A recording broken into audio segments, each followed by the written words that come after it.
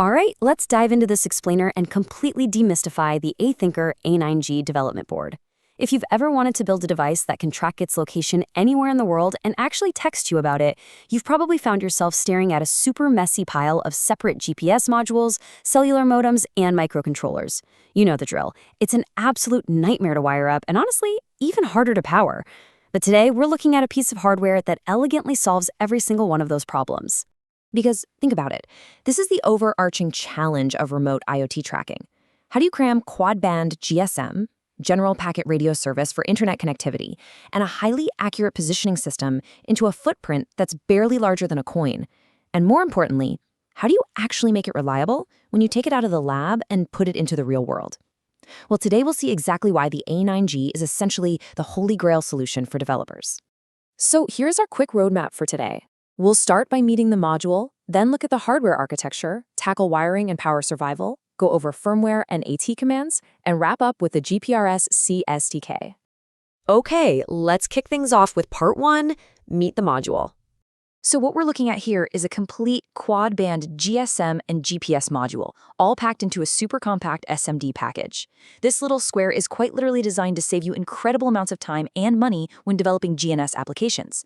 Whether you're building a smartwatch, maybe an elderly monitoring device with a heart rate sensor, or a remote vehicle anti-theft system, this module is the engine. It's meant for rapid production, meaning you can easily drop it into automated large-scale manufacturing. But to make life easy for us developers, Ai-Thinker conveniently mounted it onto what they call the pudding development board. Moving right along to part 2, hardware architecture. There is a massive amount of computing power tucked away inside here. The real brains of the operation is an RDA 32-bit RISC core. Specifically, it's based around the RDA8955 architecture, and it runs at up to 312 megahertz. Guys, that is serious processing power for an embedded network device. It's backed up by 4K instruction and data caches, plus 32 megabits of SPI NOR flash and 32 megabits of DDR PS RAM. Oh, and of course, the absolute standout feature, the integrated GPS and BIDO dual mode positioning, which is powered by the internal GK9501 chip. But, you know, a powerful processor is pretty useless if it can't talk to the outside world, right? Well, you get an absolutely incredible I/O capability here. We're talking 29 general-purpose input/output pins. You get 3 UART serial interfaces, 2 SPIs, 3 I2C interfaces, and 2 analog-to-digital converters. You can hook up displays, accelerometers, microphones, and SD cards all at the exact same time. It even throws in dedicated lithium battery charging management right there on the board. Now, the really crucial takeaway here is the high efficiency and accuracy. The board requires a 3.8 to 4.2 volt supply, but here is the kicker. It averages just over 1 milliamp in low power mode. That is fantastic for extending your battery life. On the cellular side, it covers all 4 major GSM frequency bands. And for location, it can lock onto a cold GPS boot in under 27.5 seconds, giving you a horizontal positioning accuracy of 2.5 meters. All right, let's jump into part 3, wiring and power survival. 1.8 amps. Take a second to process that, because that is a massive amount of current for a tiny IoT device. When this module transmits on the 850 or 900 megahertz GSM bands, it operates at 2 watts of power. To actually do that, it pulls a 1.8 amp burst current. It happens in these incredibly short bursts, so fast that you'd literally need an oscilloscope to even see it. A standard ammeter is just way too slow. And here is exactly why that's a notorious hardware villain. The pudding development board only has a 100 microfarad tantalum capacitor and a 22 microfarad ceramic capacitor at its buck converter.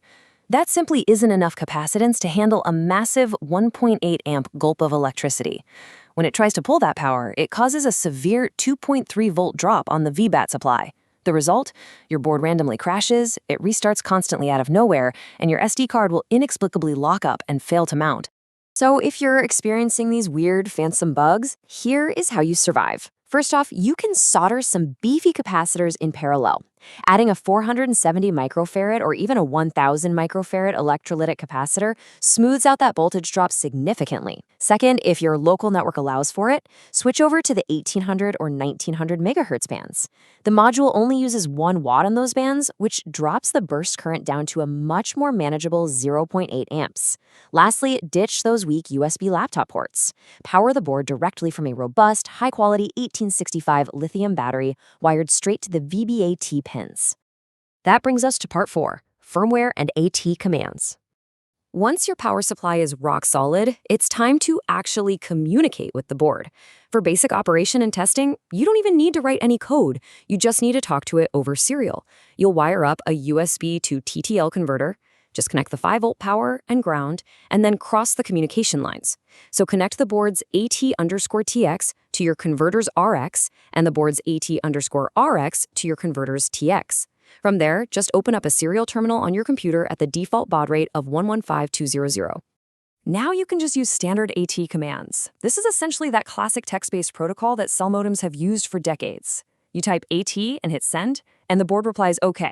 You can check your firmware version with AT plus GMR. You can even send a text message directly from your computer keyboard. All you do is set the module to text mode with AT plus CMGF equals 1, enter your target phone number using AT plus CMGS, type out your message, and away it goes. This is absolutely perfect if you want an external Arduino or Raspberry Pi to simply command the A9G to do things. But what if you actually need to update the core firmware itself? Well, the process is a little bit different. You don't use the AT serial port for this. Instead, you've got to move your USB TTL converter wires over to the dedicated download serial port. Those are the HST_TXT and HST_RXT pins.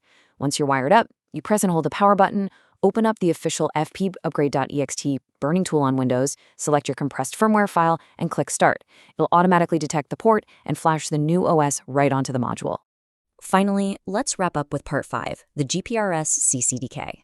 This is where things get really interesting because there's a total paradigm shift in how you can use this hardware. AT commands are great, sure, but they require a second microcontroller to act as the brain. But remember that powerful 312 MHz 32-bit RISC core we talked about earlier? By using the official Ai-Thinker GPRS C SDK, you can completely ditch the external Arduino. You literally write your own custom C code and flash it directly onto the A9G processor itself. The SDK gives you absolute, low-level control over the entire system. It features APIs for literally everything. You can directly manage the GPIO pins, talk to sensors over I2C, and parse the raw NMEA positioning data coming straight off the GPS. And even more importantly, it has an embedded network stack.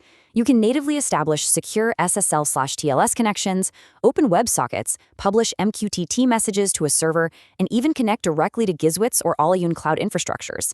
It completely transforms the A9G from a simple little modem into a fully capable edge computing IoT device. So, armed with the knowledge of how to stabilize your power wiring and equipped with these powerful software tools, ranging from simple AT commands to a full-blown C's SDK, this tiny board really opens up a world of possibilities. It totally takes away the complexity of integrating cellular and location services, leaving you with just one big question: what will you build next? Thanks so much for joining me on this explainer. I really hope this helps you get your next IoT project off the ground.